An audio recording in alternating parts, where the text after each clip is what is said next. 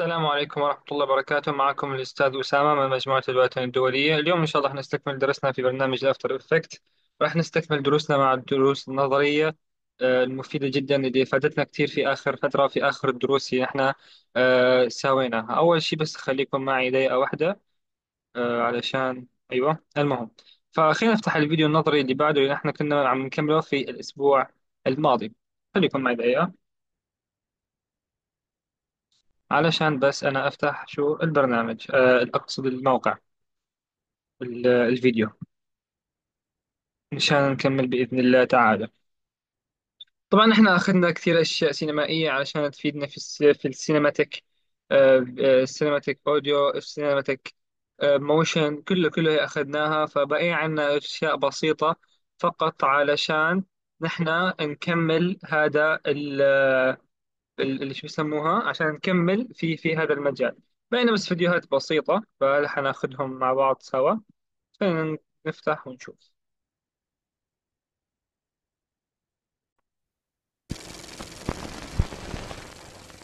From the strong and gritty looks of The Matrix, Mad Max Fury Road, and Blade Runner 2049 to the unique pink and soft atmosphere of the Grand Budapest Hotel, or the famous teal and orange look of Michael Bay films, color grading has always had an important place in cinema. Even in the days of black and white, different chemical treatments made it possible to give different atmospheres to the image. Most recently, in the 1960s, the Italian giallo style, a film genre that mixed thriller and horror, brought its influence of bright and flamboyant colors, which could feel almost surreal at times, and it was immediately linked with its lighting and production design. While back then, treatment to the final image was done through a chemical process on the actual film, today we have robust and easy to use tools to perform the color grading step. And today, that's exactly what we are going to be diving into, starting with some important basic concepts.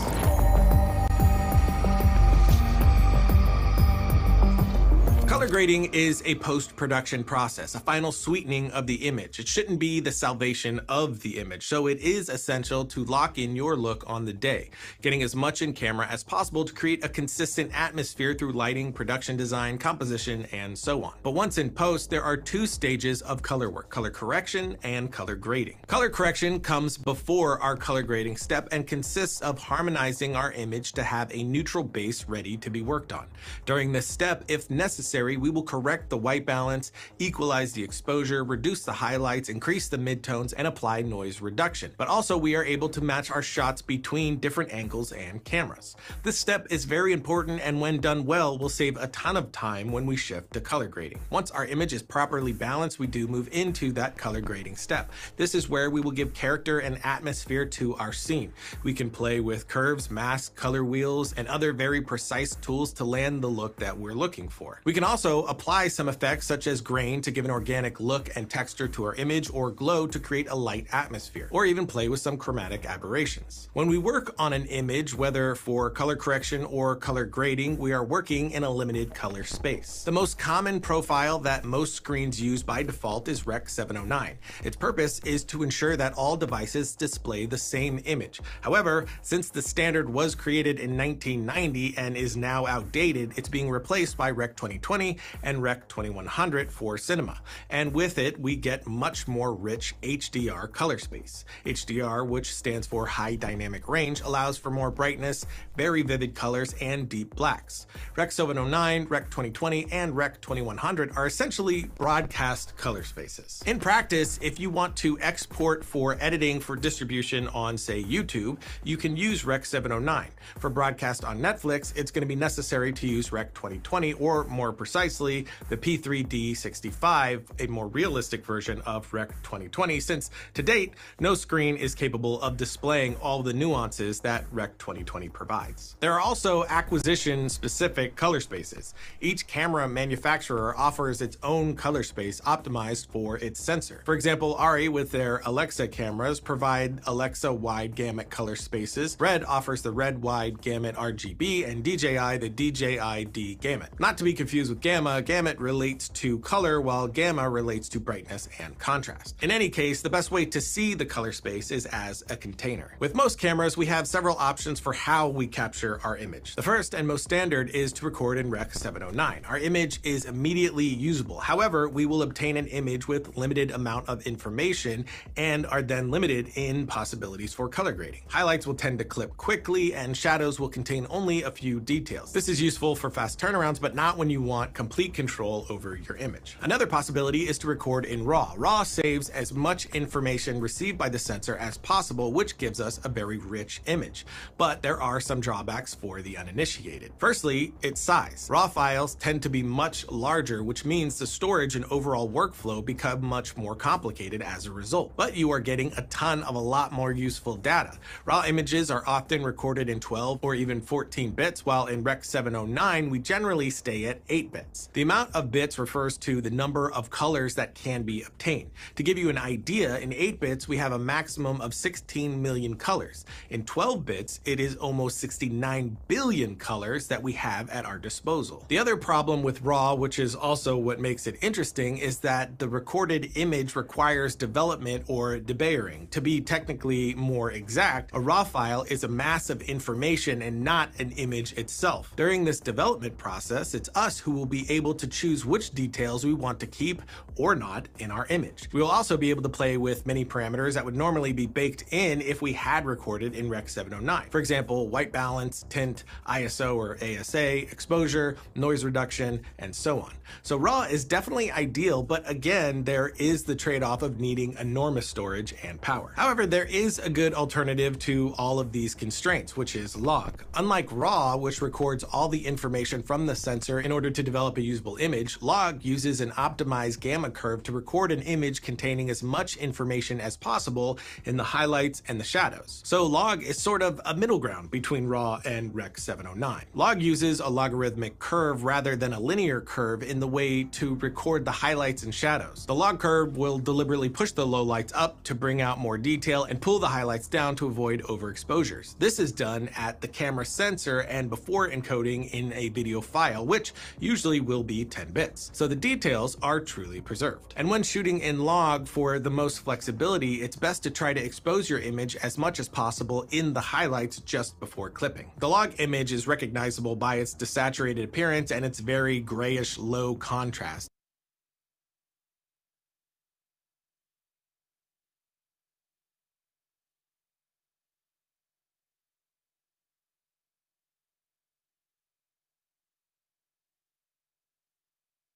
It's an image that on our Triune Digital store do have utility LUTs included that will do this for you. But thanks to log, we have an image rich enough to perform advanced color grading, but without the huge weight of raw files and its complex workflow. So it's really ideal for a colorist. ACES is a dynamic color grading process that allows you to work on original video files, whether in Rec. 709, log, or raw, without having to conform each sequence to a destination color space. So we can work on the full range of colors that each shot gives us. The conversion to destination color spaces is done at the end of the chain or at the end of the ACES pipeline. This makes it very easy to distribute a project on different platforms with different standards. For example, let's say you have an edit that includes clips recorded in log with a wide dynamic range and lots of highlights. If you work directly in Rec. 709, you will lose this dynamic range and your highlights will be burnt out because Rec. 709 is limited. For YouTube upload, that's no problem, but if tomorrow you wanted to export your edit for HDR projection or Netflix streaming, then you will need to rework your entire edit.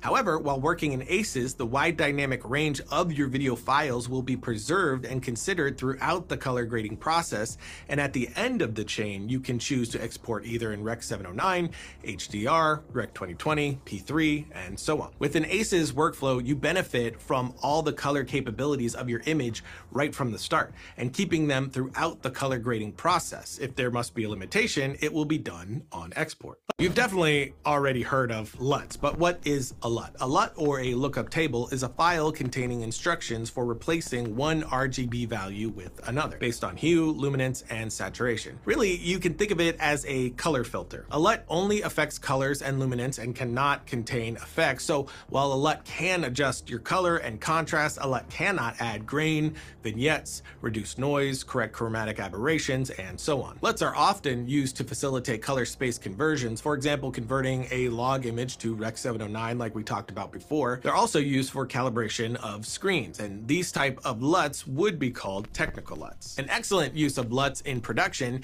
is to see something close to the final intended image while shooting in log.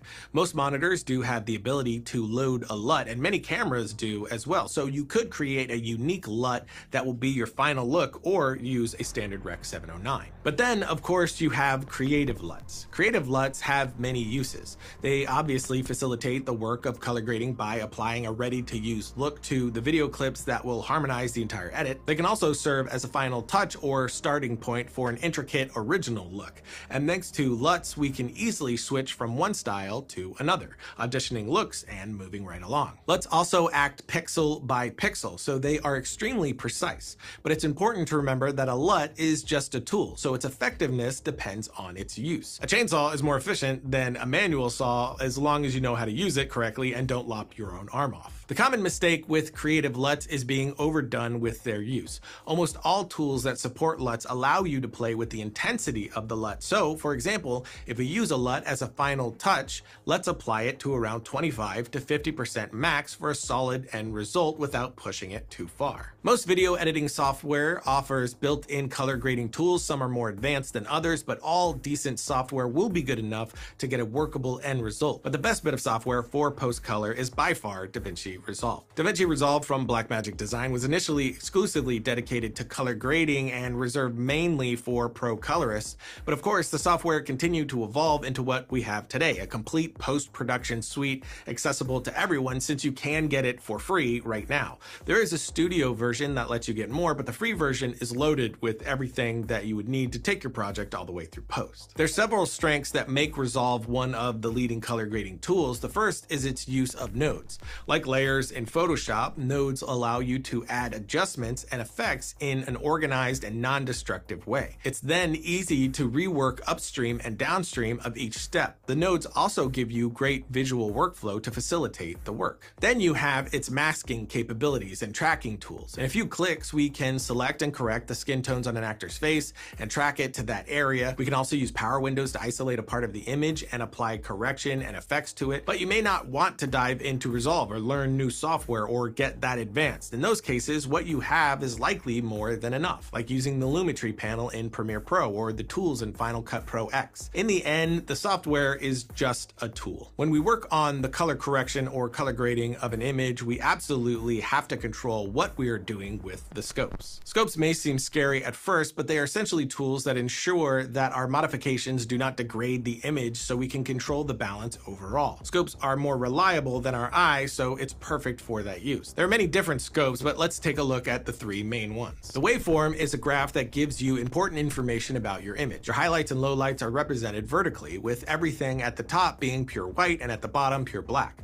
So here we can easily check that our image does not include over or under exposure areas. If I exclusively increase the brightness of my image, you can see the waveform crashing against the top of the graph showing that clipping, and vice versa if I reduce the brightness. Then we have the RGB parade, which is nothing more than a waveform broken down into three graphs, red, green, and blue. With the RGB parade, we can check that our image is neither overexposed or underexposed, but also ensure that its RGB balance is correct. If our image contains a blue color cast, for example, we will see that blue graphic shift up compared to the red and green. So we can use the RGB parade to control our white balance. And finally, the vector scope. It's quite a different chart that comes in a circular form. In the center of the graph is our image. All around that, we find the hues arranged in the same same way as on the wheels. Red at the top, yellow on the left, blue on the right, green at the bottom. The more we move away from the center, the more saturation increases. If I deliberately push the blue to an extreme, we can see the graph moving away from the center. Therefore, a properly balanced image will be represented by a well-positioned graph in the center of the vector scope. The vector scope has a tool that can be useful, the skin tone indicator. In theory, the skin tones of our image should be positioned on this line. Otherwise, they will either be too pink or too orange. To check this, we can isolate the skin tones with a power window or a mask and look at where they are positioned on the vector scope. As you can see, the scopes are a very important tool since after a while your eyes may lie to you, but the scopes never will. You probably already know the RGB curve, which allows us to correct the brightness of our image as well as its contrast, either globally or individually on each channel, red, green, and blue. But then we have slightly different curves. The hue versus sat curve allows you to modify the saturation based on a hue. For example,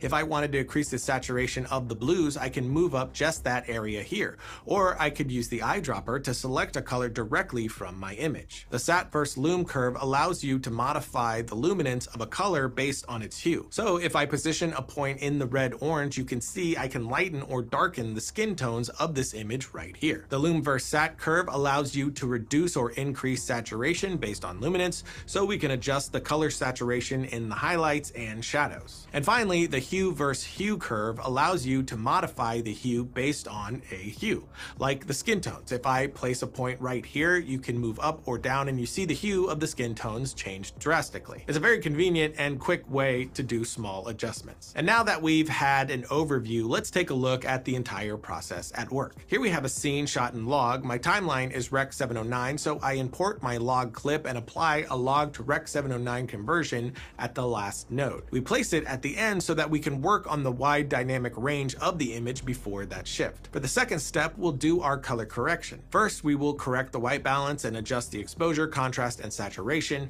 My waveform and the RGB parade tells me that my image is properly balanced with no over or underexposed areas. On this scene, I want to create a teal and orange blockbuster type look, and I'll help that along with a creative LUT. Here, I'm using Bloodshot from our Cinematic V5 pack. This LUT is profiled for Rec 709, so I apply it after my conversion node, and like I said before, we are using it as a final touch, so we're going to set it to about 50%. Now we can do our color grading, using the white balance to influence how the creative LUT looks. I'll push some warmth into the highlights, then reduce the saturation a bit. Correct skin tones here, then I'll add a bit of glow for a cinematic look. And that is a very simple process to quickly get a solid look for your project. And of course, we are using our LUTs here. If you are interested in finding out more about those, check the link in the notes below. We have all kinds of different looks from horror to action and everything in between, so jump over to tryanddigital.com for more of that. But we're also going to be doing a lot more color grading tutorials, so if you aren't subscribed, consider doing that and hit the bell to be notified when we do put up new stuff.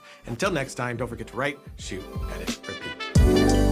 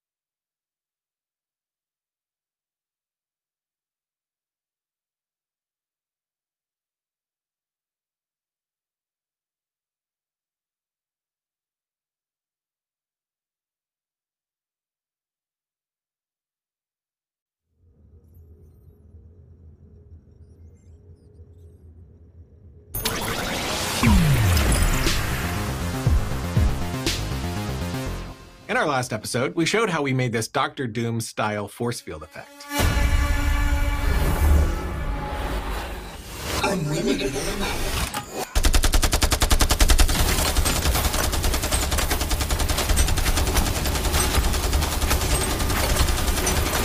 And we didn't have time to get to some of the additional shots, mainly these impact elements. So that is what we're going to do today. And of course, if you haven't seen that episode, link below for that. But wasting no time and jumping right into After Effects, the first thing that we're going to do is take our shot here and use a duplicate of the footage to separate Emily from the background by using the rotobrush tool. Then we'll use a channel blur effect to soften the alpha, since as you can see here, she's slightly out of focus. And the first thing that we'll tackle here is the muzzle flash coming from the end of the hull. Now, last time we showed how we used a practical light on our close-up of Justin for the muzzle flash interaction, which it would have been nice to have that here, but there was no good way to do that without seeing the light in frame. And we would also need it aiming towards the camera in order to light up the rest of the hull. So to be able to have full control, we shot a separate take without Emily or Justin. We placed the light at the end of the hull with that same flash setting. So now we'll line up the two shots as much as possible, then set it to screen and keyframe the position and scale to match as closely as possible throughout.